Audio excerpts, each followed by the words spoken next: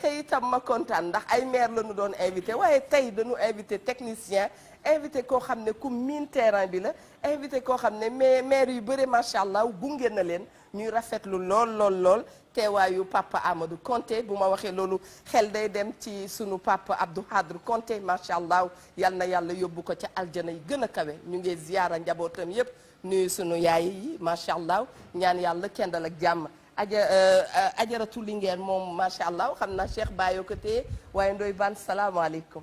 waaleykum salaam Eva ñu ngi lay ziar. di ziar monsieur Konté bu baax di ziar kilifa diine kilifa aada yi ci réew mi yëpp. di ci jiital sunu sëriñ ba Cheikh Bassirou Abdou Khadre. di ko ñaanu mu yàgg fi lool te wér. di ziar waaw. waaye dama ko nanguwul benn yoon couleur bi nan ma ko changé bu baax mu bañ niroo mi yaa loo changé sa lumière doyuma. waaw gis naa lépp dan laa dikk ak ab seet dama la bëgg a perturbé nii. waaw baax na may nuyu sëñ Bass Abdou Khadre nga may perturbé. ay subhanallah xalaatuma loolu baax na daal subhanallah ak ci nuyu ko. di ziar sëriñ Cheikh Bassirou Abdou Khadre di ko ñaanu mu yàgg fi lool te wér. di ziar waa Pire Sañokor yëpp sunu xalifa ba Serigne Mansour Cissé ak Serigne Maodo Cissé ak moom parent Djibi Diagne ak monsieur le maire Serigne Mboup ak Baye Bado Dieng ak Serigne Sidi Mbacké ñu ngi koy ziar bu baax. di ziar notable ya fa nekk yëpp ñu ngi leen di ziar bu baax a baax. di leen dalalaat jàmm ci seen émission wareef rôle et responsabilité des maires. waaw dañ ci daan yokk sax bilan waaye tey ginnaaw moom. ki fi ñëw technicien la. dañuy ñëw rek laaj ko lan di nu doxalinu maire. ci jaale ko ci expérience am. dëgg la lii woykat ba doon wax ni mu war a mën a demee. ak li war a am. waaw macha allah. papa Konté ñu ngi lay nuyu bu baax a baax papa Amadou. ñu ngi leen di fay. salaamaaleykum. waaleykum salaam. ñu ngi delloo nuyoo waa groupe Futur Média. di ko dooree ci patron bi Youssou Ndour. ak équipe bi yëpp macha allah. di la nuyu yow di la fay Eva. di la nuyu yow di la fay Ndoye Bane. di nuyu nag askan wi seetaan di yaakaar ne rek suñu waxtaan bi dana am njëriñ. rôle ak responsabilité maire yi lan mooy seen taxawaay ci askan wi. invité nañ fi maire yu bare. gis nañ ne ku ci nekk ci ñoom bu mu dikkee indi na programme am indi bilan indi gis-gisam ci la mu nar waaye yow da buñ la doon laaj tey lan mooy rôle maire lan mooy vraiment taxawaayam ci gox bi nu ko dénk lan la war a mën a doon. xam nga déjà dañuy war a xëy na xalaat lan mooy maire yi wala département ba pare. wax nga dëgg. ñoom ay car lañu ci état ay démembrement. waaw. mu ni garab bii rek ay car lañu ci. kon nag ñoom seen doxalin dafay xaw a méngoog doxalinu état. dëgg la. maire wala président département nag ñaari cër la am ci askan wi. cër bi jiitu mooy moom dañ ko fal. ki ko fal nag mooy population bi moom mi moom mandaawam dénk ko ko. population bi moom mandat bi dénk ko kenn ku doon joŋante. kon nag bu gañee effectivement waree fam mooy mu liggéey ak askan wi liggéey ngir askan wi nekk ci naataange jóge ci ay coono ci wàllu éducation ci wàllu wér-gu-yaram ci wàllu dëkkuwaay ci wàllu dundin yooyu yëpp wareefam la moom ak population bi mais bu xasee ba nekk maire wala président conseil départemental day nekk employeur dafa yore ay employé est-ce que am na ma ngay dox ak wareefam ak employé yi est-ce que ma ngay def responsabilité am ak rôle am ak employé yi ça beneen question la xëy na ñoom ñi fi jaar ñëpp ñu ngi seetaan naa quelques wareef gis naa ñu ngi ci wane li ñuy jéem def am na ci sax yu nga xam ne day xaw niroog autoglorification rek maanaam di wane ne maa def lii mais pour ñu gën a mën a comprendre mbir mi li tax mu xaw a jafe itam ci ñoom. li tax mu xaw a jafe. itam ci maire yi. dafa am ci diggante 2013 réforme bu bees bu fi dugg si. bu tudd acte 3 de la décentralisation. acte 3 boobu li tax mu xaw a metti pour li ëpp ci gox ak goxaat yi nekk ci Sénégal daf leen def ñoom ñëpp ay communes.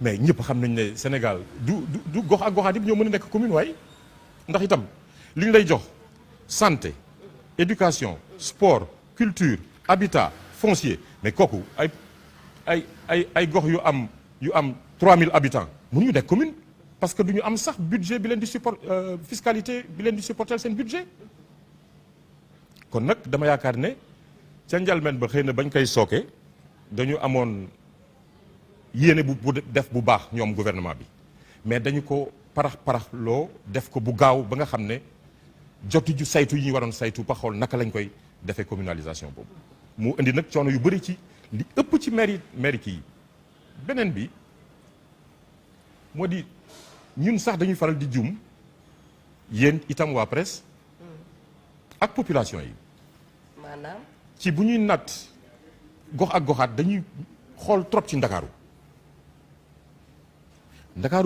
mënul yam ak yeneen maire yi ce n'est pas du tout possible benn moom rek moo nekk gox bu ñu bind ci constitution au Sénégal ne moom mooy capitalu réew mi Sénégal moom rek mu am mandarga gox ak goxaat parce que ordre la ci collectivité territoriales yi bi ci des ki nga xam ne moo gën a xamloo nit ñi lan mooy mairie lan mooy commune mu di rahmatullah alayhi Mamadou Diop ci li ma fekkee ba tax tey mu jox ndakaaru xar kanam bu rafet nag ci bànqaas yi ñu ko organiser pour ñu liggéey ak ci li mu fi def yal na yàlla yokk leeram yërëm ko bi jaay nabi Mustafa alayhi salaam ndakaaru statut spécial rek la mën a am mënuñu ko natt nag ci yeneen maire yi mënuñu natt seen bopp ci ndakaaru li ko indi li koy gën a firndeel xam nga Mamadou rahmatullah alayhi bi mu ñëwee def na fi moom ñaari centre de santé la fi fekk. ñaari centre de santé. la fi fekk. waaw santé itam loo xam dara. waaw bu nu noppee dikk nag ci présentation bi ndax ka jàkkaarloog yow bëgg naa xam ku muy waxal. dëgg la ak ki muy déglu. dëgg la ay poste de santé ñoo fi nekkoon. ak yooyu bi mu ñëwee mu defar ay centre de santé ba ci 8 mais li jiitu loolu mais. ñeenti cadre la fekk ndakaaru bi muy ñëw Diop le maire bi muy dem bàyyi na fi plus de 157 cadres. plus de 157 cadres. waaw ci parce que dafa def plan de formation di recruter des gens compétents parce que xamoon na ne moom ci poste yi ko jiitu bu nekk maire il a fait beaucoup de ministères donc en dernier le ministère de la santé. xamoon na ne pour développer Dakar ak compétence yi ko état dénk ci cadre de décentralisation il faut que mu am ay cadres.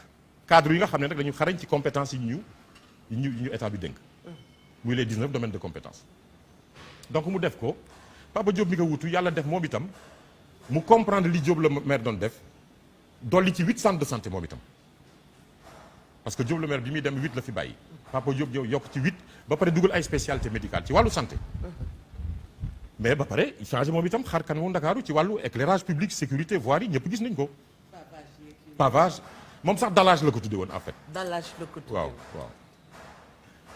alors ndakaaru toujours ci li tax mu spécial xalifa bi mu utoo ku xam territoire ngoog xalifa Sall ndax moom dafa am xalifa itam. waaw dafa am chance ñëw nga ci tàngi xalifa. waaw continuité la waaw ba tey.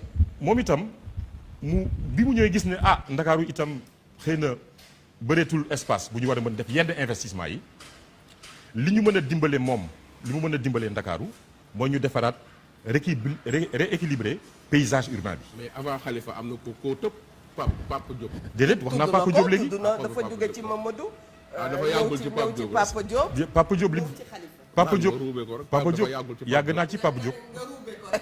waaw dafa yàggul ci Papa Diop. wax nga ku nekk sama xarit nag man. waaw Papa Diop sama xarit dëgg la. te wóolu ma dëgg nag. ndeysaan ma liggéeyal ko dëgg.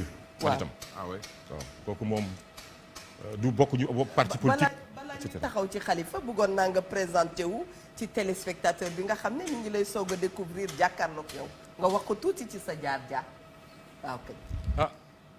man maa ngi tudd Papa Amadou Konté juddoo Ndar buur bi yàlla def ma jàngee école militaire pare fa def IPG bi bi fi nekkoon di jàngale informatique ñu bokk rek ci premier ñi jàng informatique. bi ma fa jógee buur bi yàlla ci mbaaxam def Mamadou Diop recruté ma. bi ma recruté ma nekk fa def ay concours pour continuer sama spécialisation bu njëkk Israël laa ko defee ndeysaan 1997 dama ñibbisi rek da baax Malick radiyallahu taala dem te bi may dem it moom laa tàggu mu ñaanal ma dem. dëgg la. 2000 ma dem perfectionnement direction informatique Bruxelles. nekk fa 7 mois ñibbisi après Papa Diop ñëw ñu continuer on a fait beaucoup de choses. donc man sama spécialité administration système d'information. donc ci xarañ yu bees yi la. donc ba ma ñëwee itam santé lañ ma yóbbu. directeur yi ma nekkaloon aussi ñu wóolu ma ñu nekk ci liggéey bi. ba tey ji xëj na mën naa bind tuuti ci santé. dëgg la te jànguma ko. macha allah. nga nekk conseiller numérique kan. Papa Diop daal moom bi mu ñëwee vraiment yéene bi Mamadou Diop sax amoon ci man la yeggale. ndax Mamadou dañu dem Genève. daf ma boole ci mission ñu dem Genève. ma def liggéey bu mu nawloo. bi ñu paree mu woolu ma ñëw mu ni ma ban service nga nekk. xoolakat moo ma recruté mais mi ngi laaj ma ban service nga nekk ndax moom non parce que toppatool woon kat ban boor politique a bokk. daf lay jël parce que da nga am compétence point. xamul sax fan laa nekk ma nekk daas laa nekk. très bien. mu ni ma da ngay jóge foofu ca Genève defal boutique gu Genève yëpp matériel bu ñu soxla jënd ko mairie bi fay nga jàppale service yëpp bu ñu demee ma ubbil la sa service ak barke alxuraan karim.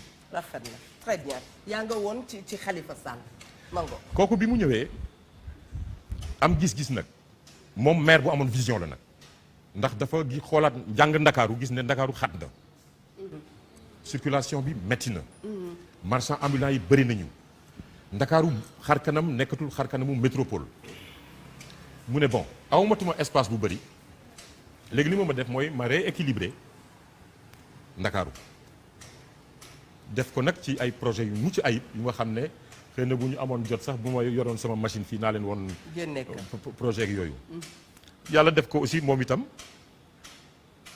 ay naataangoom bi nekk ci Afrique wóolu ko ba joxoon ko poste président wu CGLUA mooy cité et gouvernement élus locaux les locaux unis d'Afrique mu nekk ñaar yoon président bi moom itam ñu ànd ci ay mission am Afrique du Sud ñu ànd muy yabal ñu feneen ñu liggéeyal ville de Dakar daal ville boobu commune boobu bu état bi di dee juum ba di ko natte ci yeneen communes yu nekk ci Ndakaaru da leen di rey parce que Eva budget commune fiscalité moo koy joxe fiscalité économie territoire bi moo koy génne xam nga déglu naa Alioune Ndoye jaar na fi le maire Alioune Ndoye wax na dëgg gis nga ministre maire ñu ngi koy nuyu waaw bu baax wax na dëgg anam yi territoire am bindoo day am xaalis moom ndax effectivement fiscalité bi dafay génn ci li fa nekk ci entreprise ci li fa nekk ci et il a raison dafay am xaalis mais territoire yu mel noonu nag ñoom la ñu mën a généraliser boole leen par pàcc mais population territoire bu am plus près de 1,5 million habitants nga bëgg ko def ci même anam ak ku nga xam ne 3000 habitants la am mais loolu erreur la ci acte 3 de la décentralisation donc acte 3 bu amee lu ci xaw a jiixi jaaxa loolu la ak fiscalité bi aussi fiscalité bi waaw aussi parce que jotuñu ko Ndoye Bane ok d'accord léegi merci Konté suñu jógee Dakar wax nga ni ñaari kenn du méngale maire yi nekk ci les régions ak maire bu Dakar ce qui est vrai. mais mënuñ na ma bàyyi nag ma terminer ci Soham itam parce que moo fi nekk. Soham waaw parce que vas-y waaw comme ñeenti maire yi la rek. comme ça mu gën a kii moom itam évidemment bi mu ñëwee ni mu ñëwee la dafa ñëw waaw ni mu ñëwee la ñëwul ak projet bu mu présenté waa Dakar ñu voté ko dafa ñëw rek ci anam yu nga xam ne am na ay dispositions yu prévoir ñu xool kan mooy utu situation bi fi toll yàlla dogal mu nekk moom donc ba indiwul présenté wul projet mais bi mu ñëwee quand même natt na dooleem fi mu war a toll ak mandat bi fi mu war a yem mu ne man kat jigéen ñi lay jàppale ak environnement Ndakaaru loolu daal mooy nekk sama sama priorité fii léegi mandat bi di jeex te itam mi ngi ci gis nañu ne mi ngi jàppale jigéen ñi mi ngi jàppale xale yi itam ci wàllu projet yu nga xam ne ñu ngi koy tuddee couveuse d'entreprise bu nga xam ne day aider Fodem moo ko yore day aider xale yi nga xam ne temps yëpp ñu ngi wax waxu employabilité ñu former leen ñu am métier ñu accompagner leen financer leen ñu def seen entreprise donc yooyu yëpp mi ngi koy def et puis yëngatu na bu baax ci Covid bi itam ah. jàppale na école yi jàppale jamonoy entrepreneuriat lu ñu nekk rawatina ci jigéen ñi. gis nañ ñu ngi ci dugalee loxoom ak xale yi nga xam ne dañu juddu ànd ak waay làggu tuuti macha allah mi ngi leen di jàppale. loolu xam nañ ko ci ajaratu sowam. doy ban mu mel ni dafa am loo bëgg a laaj. dama ne ko dans le cadre général léegi suñu ñëwee maire bi ñu fal ko mu ñëw ak équipe am ak équipe bu bees ay conseillers yu bees ak ay adjoints maire yu bees maire bi ñëw nekk bees. fekk na fa nag ay nit yoo xam ne ay employés lañu fonctionnement bi naka lay demee ñooñee ay prestataires la ñuy doon ay nit ay dañuy dem ak contrat CDD ou bien CDI est-ce que maire am na droit signer ay employés am CDI ñu continuer ou bien CD la ou bien prestataire lay def fonctionnement bi nu muy demee. ci expérience bi ñu am ci en tout cas ville de Dakar te itam ni ko code des collectivités territoriales waxee. maire am na sañ-sañu recruter ba. ñu jëm ci effectivité wu fonction publique locale bi nga xam ne moom la président de la République signé décret yu mujj yi fan yi passé maire en effet bu ñëwee day ñëw ànd ak ñi mu wóolu tudde leen cabinet. d'accord. cabinet boobu liggéeyam mooy mu taxawu conseil municipal bi ak maire bi liggéeyam fa la yam war a yem fa la war a yem. cabinet bi bokkut ak conseiller. non conseiller ñooy patron ñooy formé cabinet bi. non conseiller ñooy patron wu maire bi. waaw maire bi exécutif conseiller bi la. waaw conseil municipal bi ñoom ñooy délibéré ne maire bi am délibéré nañ mën nga liggéey lii. mais cabinet maire bi nag. cabinet bi dañuy appuyer administration. cabinet bi ay mën nañoo nekk ay conseillers la ñuy doon ou bien ay yeneen i nit. ay professionnels la yu nga xam ne dañ leen di recruter ci Dakar daan na def ay contrats spéciaux am na ay jamono yu nga xam ne nag. bi coow li amee am na inspection générale d'État conseillé woon na recommandé woon na nañu arrêter les contrats spéciaux ba pare ñu nekk dans les décisions. jóge ci IGE. waaw ci jóge woon ci IGE et puis man je trouve que loolu c'était quand même assez juste. très bien. donc ñoom noonu la ñuy liggéeyee ñoom waa cabinet donc mais liggéeyu ville de commune bi. commune waaw. administration bi c'est le secrétariat général et les directions et les services ñooñu c'est des décisionnaires. et la budde c'est des contrats à durée indéterminée. d'accord. ñooñu fi la ñu leen di fekk fi la ñu leen di bàyyi maire yi dañuy ñëw di dem ak et cetera loolu ma bàyyi foofu ma ànd ak papa Mamadou ànd ak Pape ànd ak Khalifa tey jii soir. mais expérience bi nga may jox dafa mel ni ci maire bu Dakar parce que li muy wax ma fi mu dugg noonu bëggoon naa ñu taxaw ci tuuti parce que état civil itam bu ñu waxee mairie rek état civil dafay daal di taxaw te gis nañu ci mairie yoo xam ne tey da ngay gis ci wàllu état civil kii moo falu moo fa nekk mu indi ay nitam di dem yóbbu ay nitam keneen ñëw et noonu ba nga xam ne këyitu xale yi dafa am problème yu bare ndax seetlu nañ ne ña nga xam ne ci Sénégal ñooy def état civil am na ci ñu mel ni Eva xamuñu ci dara te état civil ak importance bi mu am ak dégâts yi mu mën a am jural la loo xam ne histoire d'une vie loolu bëggoon nañ nga taxaw ci sa gis-gisu expert. mais man ci sama wàllu liggéey am na jamono yu nga xam ne état civil principal bi nga xam ne ci jamonoy Pape Diop lañ ko defar fii ci Ndakaaru moom ak centre de formation booba kii moo ko inauguré Bertrand Delanoë qui était maire de Paris bi ñu ko defee waa AIMF association internationale des maires francophones jàppale ñu numériser état civil bi fii. kooku ban époque la ban année la. C'était vers les années 2004 2003 2004 2005. boobu fekk na yéen ngeen commencé. ah oui on a commencé parce que ban maa doon conseil numérique bi te man itam dama amoon gis-gis ci sama jaar-jaar ci dëkk yi ma dem gis ñoom ni ñuy toppatooyee état civil ma yéene ko ñu def ko pour Ndakaaru itam mais dafa am fu mu waroon jaar. état civil du Sénégal nag dafa am problème. maanaam. diggante état central ak communes yi foofu la problème bi nekk.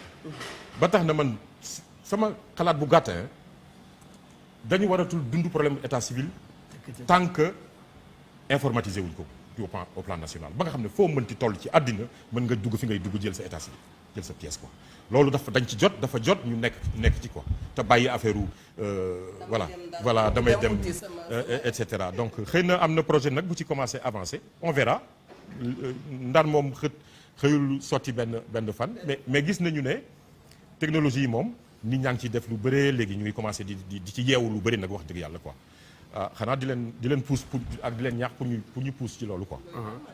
sànq yaa ngi doon wax ci toujours ci nu mu tuddati ci direction bi nga xam ne ñi nga xam ne ñoom ñooy yore wàllum liggéeyu conseil maire bi ma du bëggoon a xam c'est que li mu laaj bi ma bëgg a laaj ndax ma ni ndax cabinet maire bi mën na ko par exemple Babacar Beye su nekkee maire est-ce que mën na la jëli yow indi la ci wetam nga bokk ci nekk ci cabinet am daf ko war a jëlee ci conseil yi. déedéet conseil bokk ci conseiller moom élu la. élu la waaw. mais am na droit indi la yow nga nekk. waaw man bu fekkee da nga ma nemmeeku. waaw boo may tànn itam da nga seet ndax am naa hiérarchie A wala hiérarchie B. fonctionnaire. waaw parce que préfet bi boo koy valider. te dafa loi dafa laaj loolu balaa may nekk directeur de cabinet. kooku moom daf ko laaj. waaw tout comme secrétaire municipal wala secrétaire général. Comme ça, ah non pas au feeling. Il y a des gens qui l'ont fait je veux pas citer de nom mais voilà. damay dégg ñu naan souvent maire bi dafa def gré à gré. waaw marché bi daf ko jël jox ko Babacar Beye wala mu jox ko am gré à gré. est-ce que maire waxuma maire bu Dakar la quoi parce que gis naa ni exemple yi ñuy jox yëpp ci sa expérience maire bu Dakar yi man damay wax maire yi nekk ci àll bi est-ce que maire bi su amee benn liggéey bu jàmp am na droit. jox ko benn waayam rek wala benn nitam bu nekk boo xam ni maçon la wala benn nitam boo xam ni marché boo xam ne ay jënd ay fas la mu jox ko benn xatam bu nekk à côté parce que marché bi dafa yàkkamte est-ce que loolu mën nañ ko wooyee gré à gré. lu ma mën tuddee gré à gré presque mooy entente directe rek ah mooy mais na jaar ci yoon bi nga xam ne moom la ko yoon may pour mu def loolu rek. am na yu nga xam ne yenn montants yi jarul muy jaar ci code de procédure dafay gudd et cetera dafay metti donc loolu laa mën a tuddee entente directe pourvu que mu respecter li ko yoon may. lan mooy rôle population bi nag population bi est-ce que dem voter rek la ñu war a def ci mairie bi dem voter rek fal naa Babacar Beye jeex na est-ce que population bi lan la war a def pour fonctionnement wu mairie bi est-ce que ba lépp dañ ko war a bàyyi ci loxo mairie bi ak conseiller rek. déedéet la mairie actuelle bi. waaw kii bi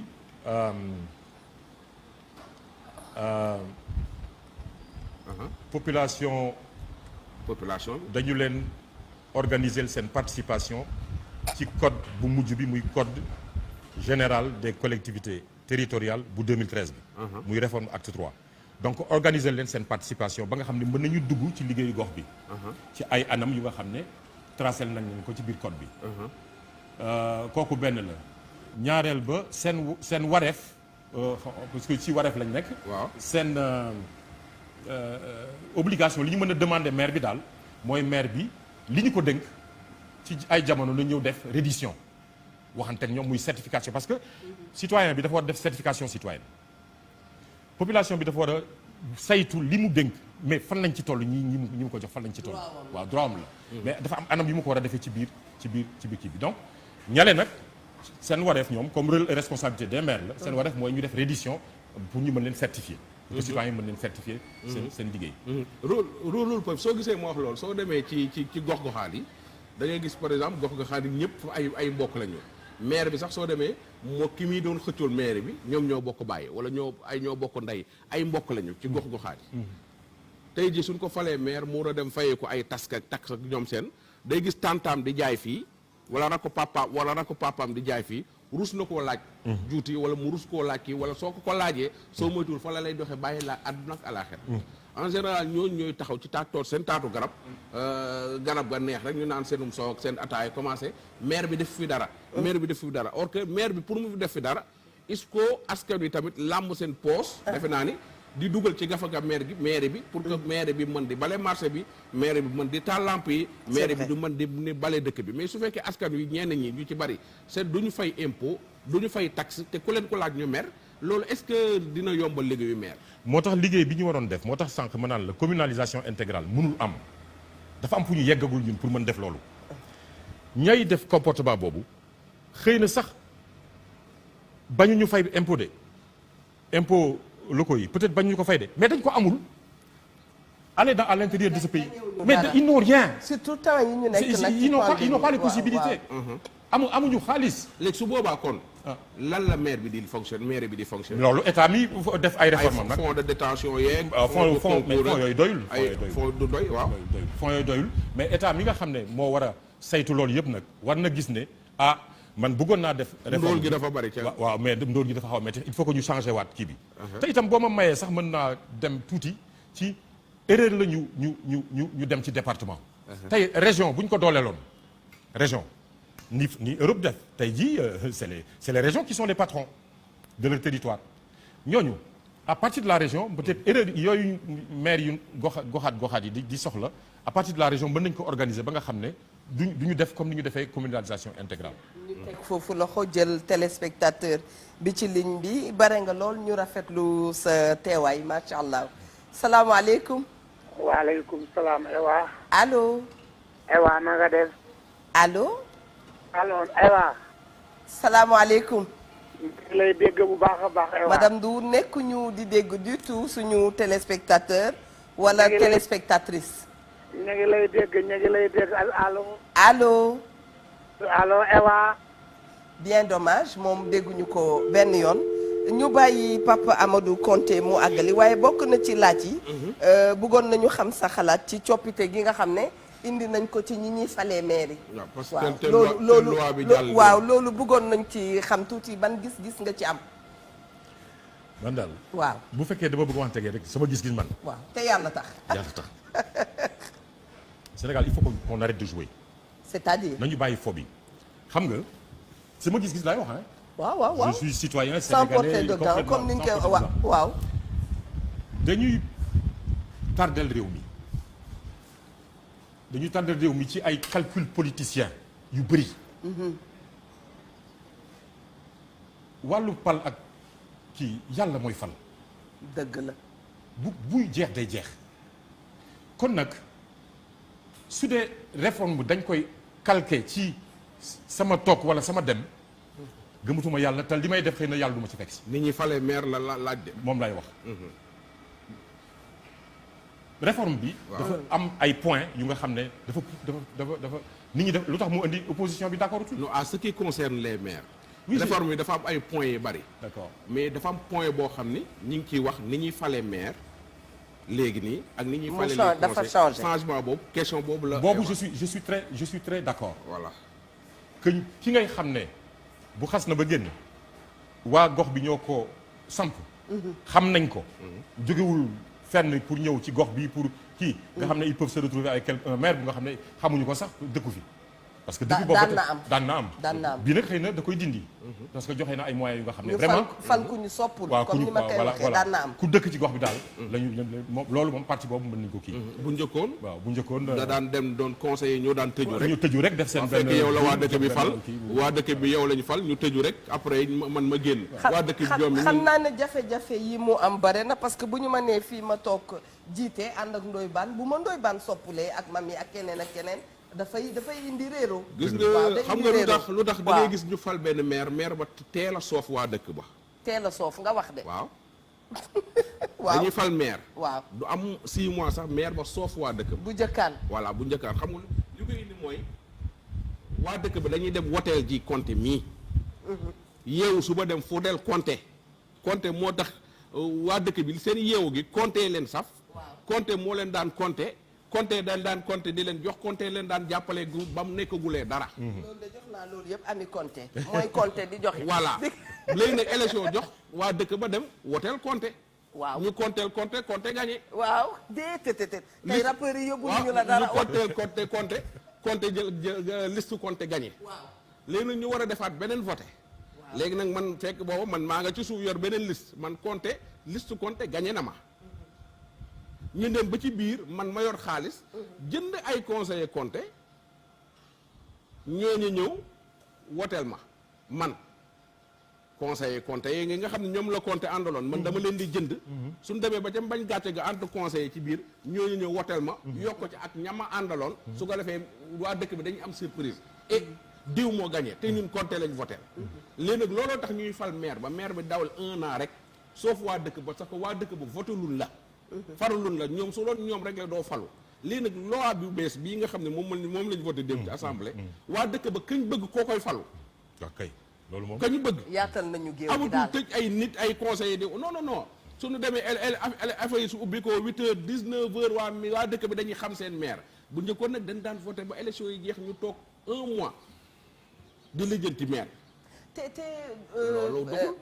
Papa Konté gis naa ne itam wàllu social nga mën sa bopp sur le plan def social am na lu bare lu muy jox maire yi waaw am na lu bare lu muy jox maire yi dëgg la loolu da nga may foofu ma duggaale sax ci responsabilité maire en tant qu'employeur en tant qu'employeur parce que employeur dafa am code du travail lu mu teg ci kawam lu mu war a wàccoog nag ak ñi koy liggéeyal. bu ñu nee employeur rek à côté am na y a des employés et ils ont des droits. oui.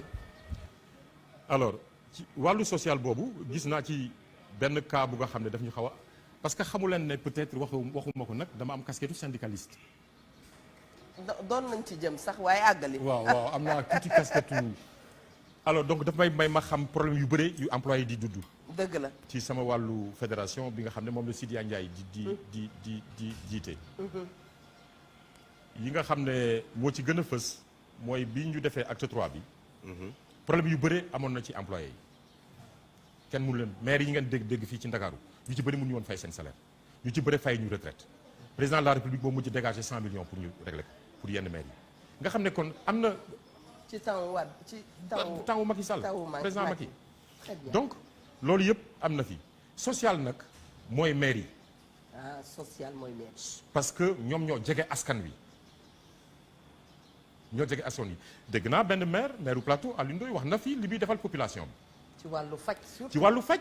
dégg naa ko def benn kii mais li gën a yéeme. waaw moom ak ay naatangoom yu nga xam ne defuñu ko. waaw. mais c'est que il ne prend pas en charge son personnel sur le plan médical. loolu de moom la ñu. ku faj ku dëkk fenn kay faw da nga jëlaale en charge ñi nga xam ne ñoo lay liggéey. déedéet ñi liggéey. waaw ñoom. mën nañ faa bañ a dëkk.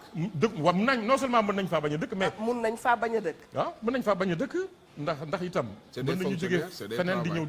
ñëw di liggéey si. lan nga bëgg a wax ne il ne prend pas en charge son mais personnel. loo bëgg a wax foofu maire yu bëri fii daal ci soo ma permettre ma wax tur. waaw déedéet du ma la déedéet baax na. waaw ñun dañuy tëb tur yi. waaw d'accord maire yu am na bëri. ay maire daal rek ñu ko kii. fii fay. ñoom dinañ jël imputation budgétaire pour seen personnel ñu dem faju ji ci ni ko anamu état waxe pour fonction publique locale. ministre bi fàttali na leen ko. moom ak ay maire yu bëri yu nga xam ne defuñu loolu. defaguñ ko du ma ne seen faute la nag. waaw parce que am na yu nga xam ne xëy na amuñu sax moyen wu def loolu fay ko. dëgg la parce que communalisation intégrale mënul ne. mais encore ñun une fois dañu jàppoon ne ñiy liggéey ci mairie bi ñaaree fa la ñuy dëkk wala du noonu. non pas forcément. D'accord. pas forcément am na yenn expertise yu nga xam ne mën nañu bañ a dëkk foofu quoi. alors ça veut dire que si man dama bokk ci personnel bi te dëkk plateau par exemple dañ may faj parce que nee na ku dëkk plateau di fa yeewoo. am nga carte prise kii. en charge bi nangam la. non ça n'a rien à voir. d'accord obligation bi nga xam ne moom la employeur ku nga xam ne décisionnel di liggéey ci fonction publique. Waaw. kooku c'est organisé par la réglementation dans ce pays. waaw il faut que les employeurs s'y souscrivent foog ñu def ko c'est leur obligation. c'est tellement vrai que même ministre Oumar Gueye bi nga xam ne moo yoree gox ak goxaat yi. bind na lettre circulaire pour rappeler leen ko ñoom ñëpp xam nga bu dul woon dëgg du ci dugg. dëgg la. loolu nag ça n'a rien à voir ak li ngay defal sa population parce que naa leen maire ñaari casquette la yor. benn bi élu la moom ak population yi la. beneen bi employé la moom ak code du travail la. exécutif. il faut exécuter il faut qu'il l'exécute. d'accord donc bu ñu jaawalee mbir yi daal. ah am na ci ñu nga xam ne malheureusement ñàkk nañ ci seen bakkan te kaawu plateau la am na ci ñu nga xam ne vraiment à défaut de prise en charge lañu ñàkk seen bakkan ci employés yi ci suñu gëstu yooyu nag yëpp mën na ñàkk quoi ah mën na ñàkk te. ñu ngi doon wax ñun ci suñu réew couverture. maladie universelle. maladie universelle boobu loolu mënoon na protéger nu ni mel wala. waaw mais yenn yi daal je crois que maire bu amee ay ressources humaines. waaw li ko war a gën a animer mooy humanisme ba pare parce qu'on ne peut pas gérer des ressources humaines sans humanisme c'est pas possible da ngay bëgg nit ki pour mën ko gérer da ngay xam nit ki pour mën ko gérer loolu mooy ressources humaines xam plan de carrière am xam plan de formation am lan la soxla moo tax dans les directions des ressources humaines ñu fay def bureau de l'assistance sociale. daf ci am solo dafay soxla. liggéeyloo itam sunu réew. voilà lu ñu gën a liggéeyloo travailleurs sociaux yi doyul. bu dëgg la parce que da ngay gis ay xale yi ndaw ñuy chômer te pourtant am nañu seen ay diplômes. C'est ça. ci mbir mi. c'est ça. Ndoye ok Bane. dama daan gis souvent yenn saa yi benn maire su nekkee ci gox ñu jékki-jékki ñu envoyé ko délégation spéciale rocc ko booba maire bi kenn ko falu ko woon par suffrage direct léegi dañ lay fal directement est-ce que maire boobu nga xam ne peuple bi moo ko fal population moo ko fal est-ce que état wala président dina am na pouvoir di ko envoyé délégation spéciale mais. loolu loolu lu jar a bàyyi xel la de. question bu am question importance la. bu am importance nga ne da nga daan gis. dama loolu ba man su ma nekkoon député démb dinaa ko doon poser le ministre de l'intérieur. xaw ma dañ ko fàtte xaw ma daal mais déglu naa ko ba mu jeex mais dégguma ko fa. waaw le maire conseiller ñoo ko daan fal. waaw su liggéeyul wala mu am problème dañ ko daan yónnee délégation spéciale remplacer ko. waaw loolu état bi wala président yàlla kii may na ko pouvoir boobu. waaw mais président maire yi di ñëw. dañ leen di fal comme ni ñuy falee le président de la république le président est élu par le peuple donc maire yi di ñëw peuple bi moo leen di fal maanaam saw askan ñoo lay fal directement.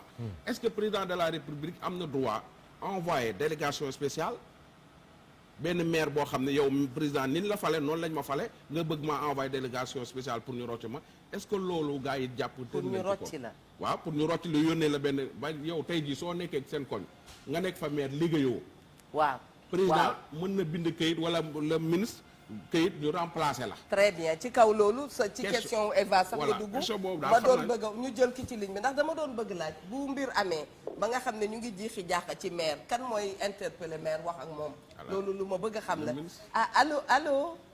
oui allo. salaamaaleykum. allo. Madame Ndour ñu may chance keneen ba xam très bien Ndoye Bane question mbaal. question mo c'est que loolu c'est que le comme question bi nga laaj le préfet. waaw le sous-préfet sax laay wax. soo fekkee ci sunu gox-gox yee. le sous-préfet après le préfet avec le gouverneur wala muy egg ci ministre bi. parce que ñooñu ci ordre nomination rek voilà n'est-ce pas noonu la. c'est l'administration déconcentrée. voilà c'est l'administration parce que gox boo dem. am na ñu fa nekkal président bi ko commencé ci gouverneur le préfet et le sous-préfet. bu ñu wàcc ba ci suuf. parce que information bi day daw sous-préfet lu mu bind préfet dina ci jot gouverneur jot ci yow maire nga jot ci. mais sous-préfet mënul sanctionner maire. ñu bàyyee ko mu toll. non mënu ko sanctionner. waaw mën na ko conseiller nag quoi jox ko ay recours. mën na ko conseiller mën na def ay avis sur ses surtout sur le budget. sur son am na avis mën na def aussi contrôle. Sur le fonctionnement de la mairie mais un contrôle a priori. C'est-à-dire pour moytu bu fekkee dafa am yenn kër yi. ñu gaaw leen téye. mais xam nga chef de l'État mënuñu ko booleeg maire nag ci wàllu élection c'est-à-dire chef de l'État c'est le chef de l'État c'est l'autorité suprême il a ses devoirs régaliens ses obligations régaliennes. te itam ni mu yilifee population noonu la yilifee maire boobu itam. maire bi ñu kii. te moom moo yore suñu sécurité ñun ñëpp. moom lañ ko jox. moo tax ma ni la pouvoir maire yii di ñëw askan wi moo leen fal yii fi ne nii ay conseillers ñoo leen fal mais askan wi fay faluñu leen.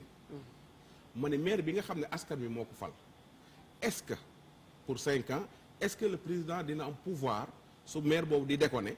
président dindi ko yónnee fa délégation spéciale. parce que xam nga lu tax ma laaj loolu soo demee. balaa président am na keneen ku. ABC nu mu tudd c'est-à-dire du jege. le médiateur xam nga suñ ko xasee ba fal 5 ans fal nañ ko 5 ans. ba lu ñu ko faa jëlee il faut ay 5 ans jeex. defe naa loolu moo nekk ci texte yi. le maire bii tamit est-ce que garde-fou yooyu am na ci tamit parce que damay bañ gars yi dem ba ci biir di ko politique. mais xam nga loolu man je ne suis pas juriste. waaw. je ne suis pas spécialiste. toj ko dina xaw a je ne suis pas constitutionnaliste non plus. mais li sama xel njort. moo di délégation spéciale mesure de sécurité la. parce que su amul itam. on peut exposer la population à un risque énorme te vraiment du ñu am possibilité wàllu leen. mais s'il y a un risque d'incapacité terrible de fonctionnement du territoire dû peut-être ci coobare maire bi ki ñu fal ki faw ñu toogaat. ah foog ñu taxawal loolu nag. Dëgg la foog léegi nag xaw ma nag lu ci loi wax xamaguma lu ci constitution wax. mais dafa ñu envoyé délégation spéciale foo xam ne tamit ay affaire politique la. mais moom la fa laa bëggoon kii dama bëggoon rek Eva wax ne. bëggoon naa laajte mbirum arrêté municipal naka lay demee waaw. Arrêté municipal c'est le pouvoir du maire et du conseil bi mooy délibéré. mu organisé wu. waaw ci yenn yi ñu soxla. waaw ci pour fonctionner yi nga xam ne def nañu seen plan d'action annuel ou pluriannuel. waaw bu ñu ko defee ba pare projet yi ñu nga xam ne moom la ñu xayma. balaa toujours ñu leen di exécuter dana dem ci biir conseil bi. waaw kay ñu def ay délibération def ay arrêtés municipaux liggéey ko. maintenant yenn comportement population yi aussi ci biir gox bi. am na ay arrêtés yu koy organiser. waaw kay wala yu koy freiner. yu nga xam ne ci coobare maire bi. très bien waaw comme ñiy toog fu leen neex gaare fu leen neex am na si sax ñoo xam ne da ngay gis ñu defar seen benn. mbaa. non c'est le truc là qu'ils mettent devant les maisons pour que les gens ne stationnent pas là. waaw toog ba si ñu dessiner seen benn affaire teg mais loolu tam doy na waar. non mais tey ma dëkk Sacré-Cœur. waaw man ak ñëw ñu dëkk. nga taxaw di yow nga ñëw ne fii sama kër la ma ba loolu nuñ koy mais liggéey. parce que y a pas de surveillance y a un contrôle pas. tabax sa kër tabax la ca. waaw tag bi la ca nekk naan danga ma fii la sama oto di gaare rek. et waaw cetera nangam. waaw teg fa ay c'est pas les trucs qu'on met là xaw ma pour défense de xaw ma. non léegi Eva day defaral boppam sax. defaral boppam waaw sax sans autorisation. dëgg la am na beneen laaj bu et autre chose lu ñu war a bàyyi xel da ngay gis tey nga ñëw ne sama oto laa bëgg di ko stationné fii ñu may la pour benn véhicule nga jël ñetti place yoo xam ne. moom ko te wax dëgg yàlla. et ça toujours day doy waar. day indi sax ay naa la laaj beneen question xaw ma ndax xam nga ko kii xam nga ci daram déet. le maire yii nga xam ne ñoom ñoo nar a ñëw ñu war leen a fal. su leen falee. maire bi dem ba ca gir ba ak am empêchement moo xam dafa feebar moo xam dafa génn àdduna. c'est des choses yoo xam ne dañ koy war di bàyyi xel. kan moo koy remplacer. est-ce que du élection la gars yi prévoir. élection ban. ci biir conseil bi. déedéet non su boobaa dañuy violer loi bi. pourquoi suñu soppe bi gaañu woon doy baan. effectivement mooy jas la xaw ma. waaw mooy jas def non pas jas sax fii rek nu mu tudd ci côté du ma ne xaar yàlla. moo ma teree waxtu bi Cambérène. waaw. Cambérène mooy Diallo kii Idrissa Diallo. waaw bi mu nelawee Idrissa Diallo bi mu nelawee. waaw conseillers yi moom ay conseillers ko faloon. ñu koy ñaanal yàlla xaare ko àjjana. amiin bi mu génnee ak conseillers yi dañoo toogaat falaat mais fii dañ ni maire buy falu population moo lay fal maire ba ñu fal ko quelque temps après mu am empêchement mu feebar ba mënatul a doxal ou bien mu génn àdduna su boobaa naka la ñuy def pour falaat beneen maire. mais Ndoye fal nañ ko ci mandat am ba pare même mandat bi la. voilà mais amatul falaat. déedéet foofu kay ay dispositions la gars yi di jël rek. pour continuer mandat bi. mais kan mooy nekk maire su boobaa. ah mais ils prennent des dispositions pour ñoom ci biir conseil bi ñu fal ki leen di kii utu maire bi. ah kon su boobaa maire boobu ñu fal il n'est pas élu par le peuple ah. c'est pas son mandat c'est le mandat du maire bi ñu fal. pour mu continuer ko. pour mu continuer ko. ok bu ñu d'accord waxee ne administration continuité la. genre yooyu yëpp et puis noonu sax la mën demee. on va pas revenir encore aux urnes. pour régler le problème. ay laaj yu doy baat day jékki-jékki laaj la loo xam ne c'est waaw waaw super. waaw mais man dama am benn. xalaat. lu nga xam ne dama ci jëflante ak yenn maire yu nga xam ne dañu nekk ci ay gox yu amul doole. may ñu ci tuuti. ñuy góorgóorlu ay ci anam yu nga xam ne xam nañu seen rôle maire pour seen population te amuñu doole danaa citer rek dëkk yi parce que jëflante nag ak man nag ba ma won leen ay yoon ànd ak ñoom ci ay yoon mu di Ndoye Bane xam nga Njumgent. dama koy dégg rek. Njumgent ma nga fale ca Malem Odar maire bu am pas-pas bu xam lan mooy rôle maire am néew doole lool mais daf koy jaral mu daw ba bitim réew di wuti pour indi askan. loolu la ñu wax léegi sax ku ci toog ku ci toog yaay jéem a xool nooy gérer. dëgg la ma fekkee ko nag. waaw ma fekkee ko kooku damay bëgg wax rek maire yi nga xam ne dañu bëgg toog rek ci langaamu ci ay fonds de dotation. fonds de dotation doyul mënul régler dara. jamono changé na. maire Mbacké. ñëw na fi. waaw maire Mbacké itam dem fu ne dem na fa. fu nekk pour wuti pour Mbacké. li nga doon wax sànq ci rôle ak responsabilité lan mooy taxawaaru population auprès de son maire. dëgg la population sonn na mën na demander. mais maire bu ñu dëkkee ci gox yu riche nañu reconnaître seen taxawaayu maire nag ci seen côté. te itam am na importance ñu wax ci loolu rôle et responsabilité du maire mais ku war a doon maire profil bi. waaw kan moo war a doon maire kan la war laaj nañu ko. kañ. ci li ñu dund booba ba tey ak li PSE nat ci résultat bi ñu bëgg parce que ñun ñëpp ñu liggéey ci Sénégal ci fonction publique ñu ngi natt suñu bopp ci li vision président bi mais li mu natt moo di dañu war a émergent dañu war a développé wu dañu war a am yooyu mais yooyu ay nit ñu koy defar mais nit bu amul vision bëgg di diriger gox mais gox du dem émergence bu njëkk ci xel la. ci xel la tout se passe résilience tey post Covid ñëpp ñu ngi wax post Covid ñëpp ñu bëre changé nañu seen gis-gis ñu doon gérer bu njëkk bi fi Covid bi jaaree ba bàyyi ñu ngi xoolaat naka la ñuy liggéey léegi du dëgg loolu ñi koy def ay nit yu am xam-xam la nit yu jàng yu am jaar-jaar ngay war a utiliser ñooñu nag dañu am ay droit loolu laa bëgg wax maire yi. waaw dañu am ay droits ce personnel là ils ont des droits te maire yi am na ñu bëri amuñu gëstuwuñu xam-xamu droit du travail dañu dënk seen bopp rek ay conseil juridique. moo tax laaj naa ko fi ba tàyyi dogguma la. Oui. je disais su nit ki nekkee maire est-ce que am na formation. boo xam Si. ne dañ ko koy daree. Ah, oui. pour won que ne yor nga mairie léegi. Waaw. mairie nii lay doxee. moom la ñu war a moom foofu laa bëggoon ñëw Ah, ne il faut qu'on forme les élus c'est vrai. il faut qu'on forme les élus mais bokk na ci itam xëy na dinañ ma mere je ne sais pas déet kenn du la mere waxtaan la. et man daal dama c'est yaakaar open. li tax ñuy posé fii soo waxee ñu dañ mer ciy taataan rek kenn du la mere. dégg nga Konde waaw. soo waxee dinañ la mere. Waaw. soo waxul dinañ la mere. waaw waxal li ngay wax. waaye faw nit tëddee njaaxaan. gars yi ba ñu wax mënuñoo bañ a xalaatam. mer. waaw waxal rek. et puis li ma gis daal dañuy mer rek. moo di booba ba tey coow li bëri na ci gox ay goxaat yi ndengeleer kawoon affaire foncier fii affaire li indi loolu yëpp waaw. mooy ay nit yu tas yaakaar ñoo ñëw ci gox yi ak goxaat yi te loolu baaxul mun loo jëriñu askan wi ci li mu la jox jëriñoo askan wi laa bëgg wax jëriñoo askan wi ci li mu la dénk mooy maanaam mandat bu am ngeen ak ma falee. waaw ma def moi je mets dans ma poche je m'enrichis ñaambay. Ouais, je crois qu'il faut arrêter ça d'accord. il faut avoir des maires yu jàng yu ñu formé yu xam luy territoire lan mooy direction fan la territoire yu suba yi jëm fi ñu et tout ça là donc très bien.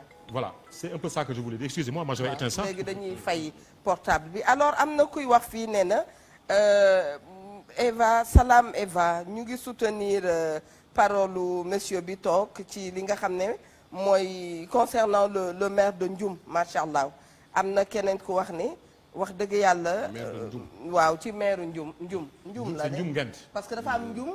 non c'est Ndioum Ngent c'est Dafa dans am le Ndioum Malem bu ma Hodar tooñ Farba Ndioum yi waaw. Njum mooy kii aan. très bien. non c'est Ndioum Ngent ici c'est il s'appelle waaw moo nekk am na il keneen s'appelle ku wax.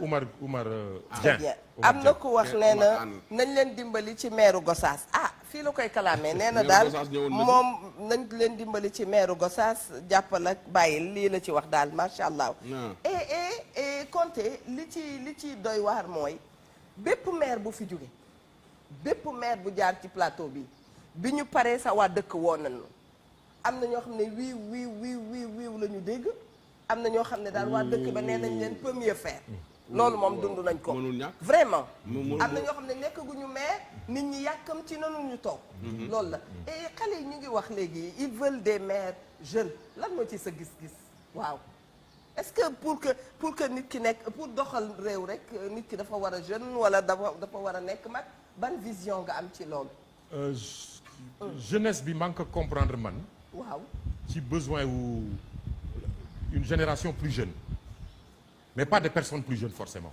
d'accord une génération plus jeune mooy ñi am gis-gis beneen gis-gis bu ànd ak jamono bu bees li gox ak goxaat yi ak seen développement laaj actuellement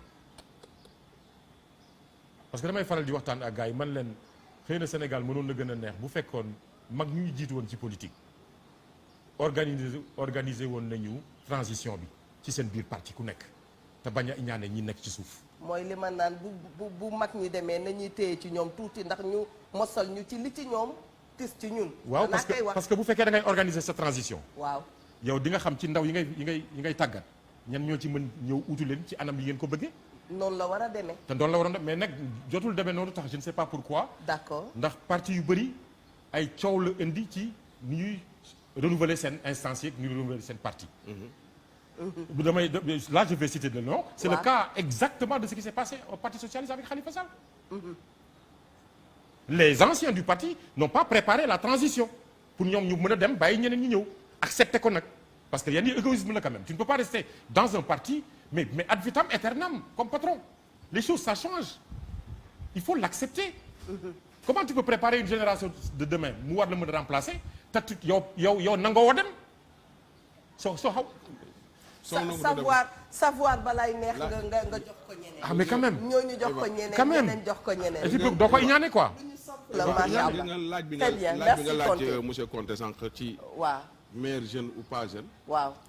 pour être un maire ci benn dëkk. waaw il faut nga am premièrement amouru dëkk ba maanaam dëkk ba nga bëgg a jiite. amour bi dinaay bëgg nga boole kook expérience. waaw non il faut nga bëgg ko même soo amee expérience te bëggoo dëkk bi doo fa def dara. d'accord jàngal këyit yi jàng mi gën a raw ci àdduna bi. soo bëggul dëkk bi doo ko defar. il faut tey jii nga mu nekk Dakar ñun la sa dëkk ba nga nekk maire courant bu coupé na doo nelaw. ndax courant bu dafa coupé. li ma naan bu ma tase kuy def social ma ni social daal. waaw dafa mel ni piqûre la bu yàlla di rof. dégg nga xam ne yow ci social rek ngay dox. c'est ça tout à fait loolu mooy amul dëkk ba. ñun la sa dëkk bi dafa lëndëm doo nelaw ndax dëkk ba dafa lëndëm ne boo fa de. yow fi nga nekk leer na. mais yow sa xol lëndëm na sa xel lëndëm na parce que dëkk ba la dénk dafa lëndëm. loolu mooy am amour dëkk ba. mais sa jeunes yi dañoo war a. sama xel a ngi dem ci jàngalekat yi woon sama ñoom papa loolu laa leen doon tooñee ñoom papa Abdou Khadre dama doon wax ma ni bu ma newaan sama papa mais papa mun nga ma wax lan nga gis ci enseignement mu ne maman loolu mënuma la ko expliquer ni mu mel ci man. su ma jàngalewulee damay feebar. tout à fait c'est la vocation. loolu la doon wax c'est ça ndeysaan yal na leen yàlla yërëm loolu mooy bëgg sa gox ñu jël ki ci waaw ñu jël ki ci ligne bi ban dañuy dellu si ci yow asalaamaaleykum. waaleykum salaam wa rahmatulah. mbokk mi bisimilah. maa ngi leen di ziar bu wér. nu ngi la koy delloo. di leen nuyu kenn ku nekk ci turam ak santam. merci. di leen bëggee wax dëgg yàlla di kontaan ci émission bi. kon maa ngi tudd Vieux Sané. maa ngi leen di wooye fii Lac Rose. wante maa ngi dëkk fu ñu naan Vélingara. lii sëñ bi di wax léegi ci plateau bi. dafa nekk loo xam ne dama koy rafetlu. ndax dama koy dëkkal itam. ndax man dama yaakaar ne communes yi xëy na sonn nañu wante man dama yaakaar ne sama commune moo gën a sonn commune yëpp. man Vélingara laa dëkk.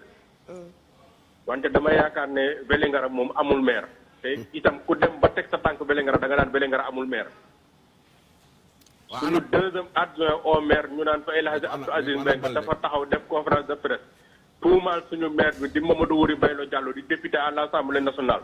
mu tuumaal ko ne dafa détourné xaalis dafa caxateel suuf si te booba ba léegi le maire mënul fexe ba indi ay gindi ci accusation yooyu te itam le maire def na fa 20 ans yoo xamante ne si benn bilan mënu koo présenté askan bi amul benn transparence boo xam ne am na ci li muy liggéey mu nekk loo xam ne vraiment commune yi sonn nañ de waaye te man day ragal naa ne sama commune ñoo gën a sonn loolu laa bëggoon a contribuer rek. ana Momar Diop. am na ko fa nekkoon tudd Momar Diop de ko bëgg a jël dëkk ba man nag dem naa Vélingara. mais li ñu doon waxtaanee moo nekk nii. wax nga ko ca njalbeen. maire bu ci nekk war na. jàkkaarloog ña nga xam ne ñoo ko fan. ni leen man fii laa nekk. fii laa jugee. fii laa jëm. bu ëllëgee nangam mooy des. yooyu tamit dafa am solo. pour mu empêcher lu ni mel. gis nañu notre ami Talla Sylla ñu ngi koy nuyu. moom itam dafay def benn rajem boo xam ne certification. vraiment loolu lu ñu rafetlu la. am na maire yoo xam ne itam boo leen fëggee rek. salaamaaleykum bi la ñu fexe kii ko nga jot ci. parce que loolu population bi ñoom ñoo ko moom ñi nga dëkkal ñoo ko moom. lan nga ciy dolli. dama bëggoon sax kii fekk ci tuuti ci Ndoye li mu wax ne. dëgg la. ki war a nekk maire parce que moo doon sa njëlbeenu question foog naa. naka quel est son profil am waaw. dama am pratiqué benn xale bu jigéen bu tudd Fat Sène dëkk Kawoon. Fat Sène dëkk Kawoon bëgg gox bi. mais gis nga laata muy laaj gox bi lu ne defal na ko kawoon ba pare xale bu jigéen day jàng day liggéey ah. dafa jàng université et cetera elle a son truc mais elle aime son territoire c'est-à-dire que dafa am ay mandarga yu mu def yi nga xam ne ku bëgg sa territoire dëgg moo mën a dugg dëkk ci social boobu te loolu nag. dëkk ci dëkk nag. te def ci dëkk pour dire. vrai Mora Sané ñu koy nuyu. Mora Cissé Mora Cissé plutôt. Mora Cissé Mora mais foofu la amee solo nag. dëgg la. modification code bi ci suffrage direct bi ndax xanaa bu ñu la xamee boo laajee nañ la jox wala ñu bañ. benn ci am. mais boo laajee ñu jox la wala ñu bañ. c'est vrai c'est que man li ma mënul comprendre mooy tey jii nga dëkk ci gox amaloo leen benn njariñ.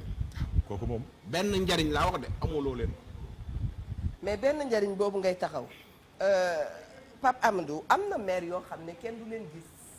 mooy fantôme yi. gis leen yombul. am na maire yoo xam ne dañ la koy wax fii ne Eva man lii moo ma neex dama bëgg a nekk maire boo xam ne ku fëgg sama buntu gis ma. dalal nañ fi ñoo xam ne nee nañ ñu ñoom seen bureau dañu ko tijji. à même le sol ku ñëw sax toog. bu ko defee nga mën waxanteeg ñi nga xam ne ñoo la fan. xam nga administration li du ñuy doxee wax noonu mais sénégalais moo bëgg loolu. dëgg la moo barbareel moo bëgg dégg ki muy dégg alalam. mu koy teg bët. su demee këram gis ko su demee bërëm gis ko. loolu day dalal xel. waaye ki nga xam ne moom nga dégg sa dëkk mënoo koo teg bët doo ko gis doo ko dégg. loolu tam mais man ñi falu waxuma leen mais ñi faloogul. waaw te bëgg ñu fal leen. te yow musoo yow jeunes yi musuñu laa soxla ba nga taxaw femmes yi musuñu laa soxla ba nga taxaw paa yi musuñu laa soxla nga taxaw jàkka yi musuñu laa soxla nga taxaw élection jot nga ni nañ la jox réew mi. yow ko la jox réew mi nga dëkk bi nga sànq ko. mais boppam lay yablu. loolu nag dafay am. parce que des fois nga dégg ñu ni waaw intellectuel la jàng na lii am na nangam dem na Japon dem na Turquie jàng na Dubaï jàng na Israël nangam ak nangam ñëw na waaw mais ban njëriñ nga amal dëkk bi gox bi ngay laaj ban njëriñ nga ko amal togg su naree neex su baxee xeeñ. ah en tout cas. togg bu naree neex bu baxee xeeñ waaye nañu am lu ñu moytu ñun itam ñu bàyyi ko dama xam ndax ci émission bi la bokku ci sax waaye dinaa ko ci boole. Sénégal ñu mel ni awa itam xamuñu démb. waaye. ñoom tey lañu xam. laal nga lu forox. nga am koo xam ne dafay jaar ak yow fu bare. wor yàgg la taxawu. yàgg la. wor loolu passé mu ne ci tuuti jafe-jafe. wala na yëf yi daan demeetu ko. nga won ko gannaaw. dañu koy dund. et c'est pas bon. mais li ñu naan la defe naa Maxtaar Seck Mboro moo ko doon wax. lekk katu may ka ko mujjee jox lay gërëm. waaw allo salaamaaleykum. oui. allo. waaw allo. bisimilah mbokk mi bisimilah. salaamaaleykum tonton Eva na nga def. sant yàlla bu baax a baax. yaa ngi ci jàmm. maa ngi ci jàmm alhamdulilah. seen émission bi neex na ñu ngi koy suivre bu baax. macha allah. waaw di toll kay. ñu bëggoon ci xam sa xalaat. waaw sama xalaat seen émission bi rek la seetaan émission bu neex nga ni def nii. vous pouvez contribuer c'est une contribution. mooy ci affaire yi maire yi. waaw.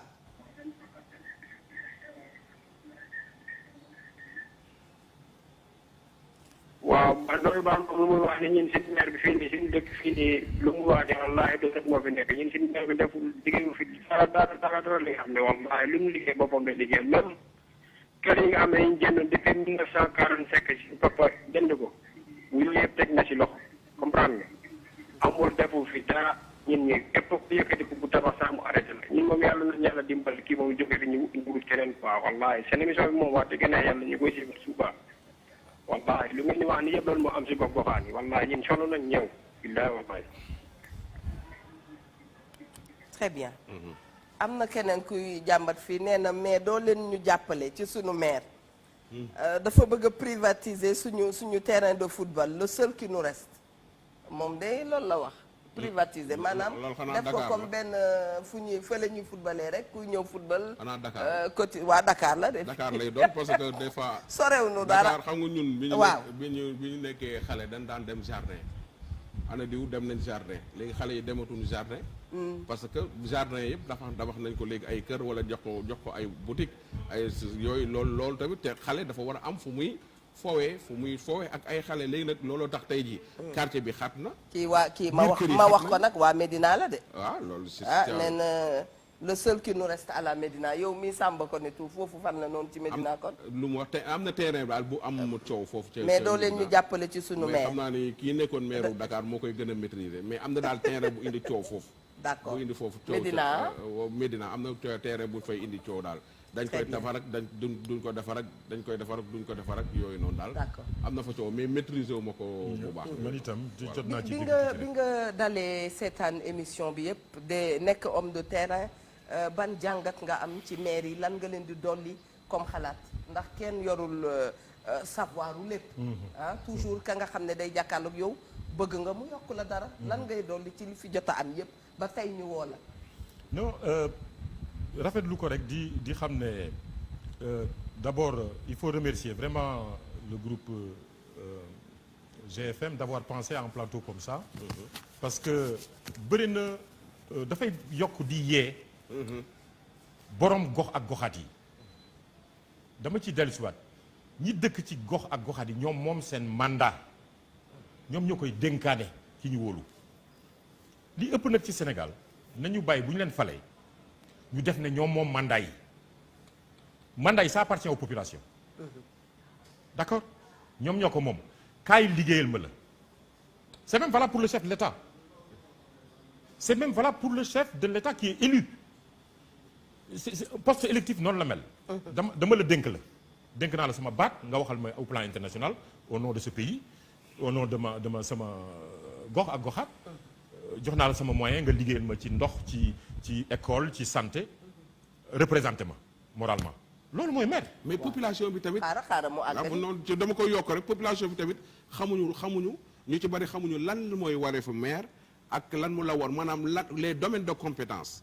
les 9 domaines de compétence population bi ñoom xamuñu ñoom daal waaw maire bi defaru fi tali defaru fi nii na muy fekk lañ ko bëgg a defar loo. mais faute ñoom la. seen faute la faute kan la. maire bi parce que da ngay waxanteeg sa population. da ngay campagne. waaw da ngay waxanteeg sa population. ba ngay campagne. soo leen diggee loo xam ne état ko war a def nga dig leen ko. dinañ la ko laaj ci sa biir parcours. moo tax ma d'accord bi ngay wax sànq ne suñu système électif dafay tax bu ñu ñëwee ci conseils municipaux yi du ñu mën a assurer wu ne ñoom ñëpp am nañu xam-xamu maire yi ndax système vote bi parce que da nga ciy voté nga xam ne xamul dara sax c'est la même chose à l'Assemblée nationale tu vois des députés qui sont voilà c'est le système électif qui est comme ça.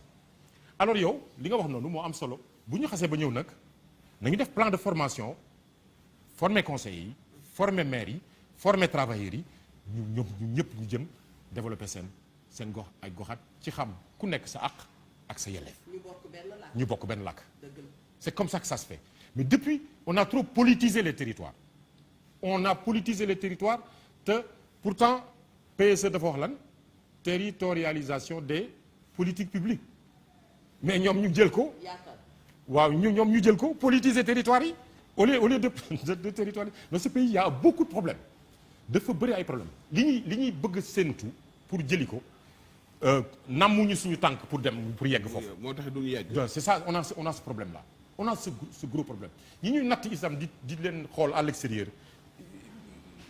duñu suñu ay naataangoo trop ci wàll yi. dafa am fu ñu yeggagul waa dañuy raw lu bare bëri est-ce que du wax ju bare tax ñu raw ñu nag. mais parce que dañu bëgg ku nekk sama papa rahmatullah alayhi Eva daan na ma wax benn affaire moo xam ne j'aime bien partager ça avec les gens. si ça peut servir sax dafa ne ma bàyyi dëkk bi dafay metti parce que ku nekk dafay jéem a nax moromam. chacun cherche à tromper l'autre. subhanallah c'est pas bon.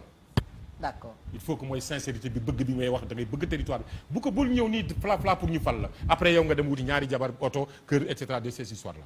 il faut arrêter ça il faut développer ce pays il faut yërëm askan wi ñu liggéeyal askan wi dafa jot. résilience bi wallahi affaire Covid bi bu balaa ñu ci génn dana métti trop parce que dafa xool leen dëkk yi mu dal fi ñu toll seen économie ils ont beaucoup de problèmes. ils ont te ñun foofu lañu daan wàlliyaan pour am lu ñu am mais ñooñu talatuñ ñu donc il faut que ñiy bëgg a bindu pour ñu fal leen nañu xam ne liggéey bu rëy moo leen di xaar liggéey. d'accord bu metti moo leen di xaar te ñu fekkee dañu bëgg seen askan nañ leen fal. mais bu fekkee vraiment pour. macha allah waxtu bi xoj nañu waaye askan wi itam war naa mun a am fulla boo xam ni tey bu Pape Amadou Konté buggee ma fal ko ma ni kan mooy Pape Amadou Konté bañ ko fal rek ndax poñet yi nga xam ne jox na ma ko ci à l'instant. mais merci loolu la ñu war a arrêter. mais merci parce que là. waaw Eva c'est peut-être le point de chute. ah. il faut que candidats yi ñuy xool seen déclaration de patrimoine à l'entrée xool ko à la sortie. li xale yi naan before and after. before and after ko bëggee di wax. ba pare pas simplement le candidat pour maire y compris les conseillers. su mu bëggee changer jikko yi ci ni ñuy jëflanteeg alalu askan ci ni ñuy jëflanteeg devoir vers askan wi. foog ñu am probité mooy nga doylu. très bien ah am leadership mën gouverner xam-xamu territoire góorgóorlu ngir yàlla dimbale askanu Sénégal parce que les gens sont pauvres et fatigués. allahu akbar kon boog ma ngoog lu waay di def nang ca seet yàlla. boo ca seetee yàlla la ca topp yëpp dana baax waaye boo ca seetee bëtu Eva Tra rek pour charmer ko wala pour charmer Ndoye Bane day jafe daal. day jafe macha allah ñu bàyyi la nga tàggoo. jeex na nañ la ci club des amis de Wareef. d'accord merci ayca Konté ñu bàyyi la nga tàggoo. di sant yàlla rek di sant yàlla di remercier vraiment opportunité bi ngeen ma may. ma mun waxtaan ndax xëy na maa ngi ci sax xalaat bind tuuti. d'accord maa ngi ci xalaat boobu ci wàll yi. xëy na bu booba bu ma yàlla jàppale daal ba ma kii xëy na ci wareef bii laay ñëw. déclaré ko quoi incha allah. très bien très bien. yal nañu yàlla taxawu Sénégal. amiin yaa rabbi amiin macha allah. jërëjëf Konté Ndoye Bane. amiin merci beaucoup monsieur Konté waxtaan bi am na solo. maire daal suñu la waree fal moom kenn war laa laajte. Eva Tra candidate la. ñu naan kuy Eva Tra. dëgg la. loolu ku nar a nekk maire war nga ko moytu bala nga koo nekk. ngay la nit ñi di xam ba nga xam ne tey. nee na mën ngaa ne mësuma gis diw waaye mësuma koo dégg moom warta ñàkk. c'est ça yooyu noonu et puis ñu lay dégg ci lu baax. loo xam ni day jëmale kanam askan wi di jëmale kanam dëkk bi. loolu la ab maire wala koo xam ne dafa bëgg a nekk maire ci loolu yooyu la war a dox. ba keroog muy ñëw di laaj ou bien waa dëkk bi naan ko. laajal ñu leen di tàggu rek di nuyu ñëpp ñi nga xam ne jaar nañ fi boobaak léegi. ñoom Mora Cissé incha allah demee dineen dalal ki nga xam ne moom moo di maire Ngaye Mékhé. très bien maire Ngaye Mékhé daal. ak waa Kajoor googu incha allah moom la ñuy dalal fii suba incha allah. très bien.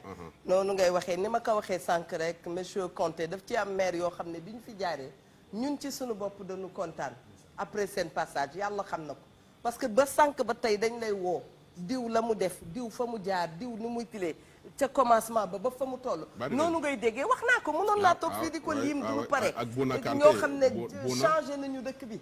tu vois am ñeneen ñoo xam ne dañuy wax peut mieux faire waaye rek ñu wax leen ne ku ne na góorgóorlu gannaaw dañ leen a dénk wóolu leen daf ci am solo Eva Tra mi ngi remercier bu baax a baax ki nga xam ne mooy coiffeuse am macha allah moom nag dama ko tuddee julli kaata moom dana xam li ci topp macha allah Ndeye Ami madame Diène maa ngi lay remercier bu baax a baax mi ngi nekk ci 77 648 56 77 648 56 keneen ku ñuy remercier mooy bijouterie Rotonde ndax moom la ñu baaxoo di àndal ñu ngi nuyu maire yëpp di nuyu ñi nga xam ne itam ñoo bëgg nekk maire ni ma koy waxee rek xale yi nañ ci jàpp ñoom itam teew bàyyi te gunge ñi nga xam ne ñoo fi nekk gum ba nga xam ne ñoom itam seen jotaay ak seen ay bu dikkee rek daal dee jekk ñu toogaayu bisimilahi rahmaani rahim àggali ko ak alhamdulilahi rabil alamin gannaaw ñun ñëpp ñoo dëkk ci dëkk bi ku ci nekk war naa mën a dugal loxoom ci liggéey bi bu ko defee dëkk bi gën a rafet loolu la ñu soxla émergence bi jiitu nag mooy émergence su xel yi yàlla nañu ko yàlla may wéral maladie ñi nga xam ne itam dañoo bëgg lu ñu def seen poche ci tabaski bi yàlla na leen ko yàlla may xam naa ne Ndoye Bane dana ma ne amiin ya rabbi ma ngoog jërë ngeen jëf Mia Ndour merci à toi à toute ton équipe cofeel bu dul jeex lañ leen di tàggoo ba suba ak jàmm incha allahu taala